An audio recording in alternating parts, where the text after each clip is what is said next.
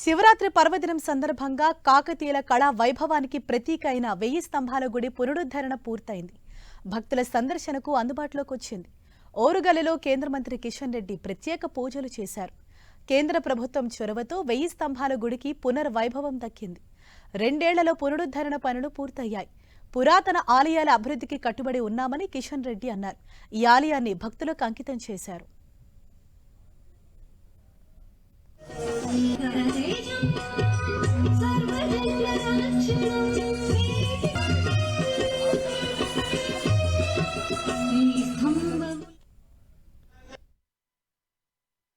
ఈరోజు ప్రతిష్టాత్మకమైనటువంటి 1000 స్తంభాల గుడిని మనం ఈరోజు పునరుద్ధరించుకొని శివరాత్రి పర్వదినాన పూజలు నిర్వహించుకొని మరి ఈరోజు మహాశివుడికి ఈరోజు అంకితం చేశాం. అది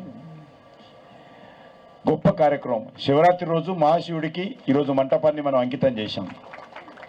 దీన్ని అందరూ రక్షించుకోవాల్సిందిగా మీ అందరిని కోరుకుంటూ మరి ఈరోజు మరి శివరాత్రి రోజు ఈ పర్వదినాన ఈ యొక్క మంచి కార్యక్రమంలో మనం అందరం పాల్గొనడము మనకందరికీ సంతోషము.